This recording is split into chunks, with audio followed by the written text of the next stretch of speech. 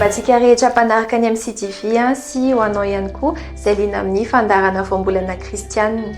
Ny fandaharana voambolana kristianina moa dia fandaharana ianaranao mahakasika ny voambolana izay misy ao anaty baiboly fa henonao sy fampiasa antsika matetika fa mbola tsy haintsika tsara ny dikany.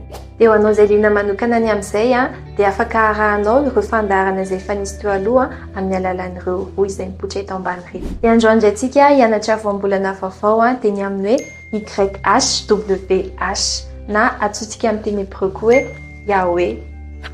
Dia ho faliantsika izay ao anatin'ny tenin'Andriamanitra hitantsika ao amin'ny Exodus 3 tantaran'i Mosesy izy ity.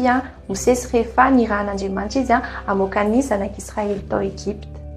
Dia hitantsika ao amin'ny 7:4 sy 4:4 manao hoe indro rehefa ho any amin'ny zanak'Israely ka anao amiko hoe izy Andriamanitra nirazanareo no naniraka ao aty aminareo ka anao amiko kosa izy moa no anarany dia ahoana no avaliko azy. Dia amin'ny 5:4 dia hitantsika Andriamanitra mamaly an'i Mosesy hoe izao izay izy hatrizay ka ho mandrakizay, izao izay izy no efa naniraka ao aty aminareo. Teo zany nahafantarana voalohany anaran'Andriamanitra.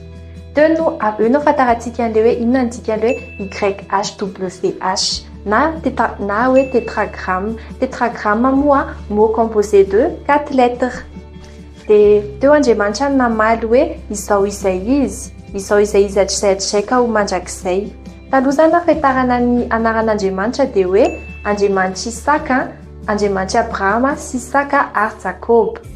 Fa teo nambaran'Andriamanitra hoe izao izay izy. Izay zany dikan'ilay hoe YHWH na koa hoe Yahweh na koa hoe Yahvé rehefa hitantsika ao amin'ny baiboly katolika na koa hoe Jehova rehefa ao anatin'ny baiboly protestant. Dia izy le Andriamantsika, izy le Andriamanitra nahary ny lanitra sy ny tany. Dia izay indray ny fandaharantsika androany mahakasika ny hoe YHWH na Yahweh na Yahvé amin'ny baiboly katolika na Jehova amin'ny baiboly protestant. YHWH midikany hoe izao izay izy.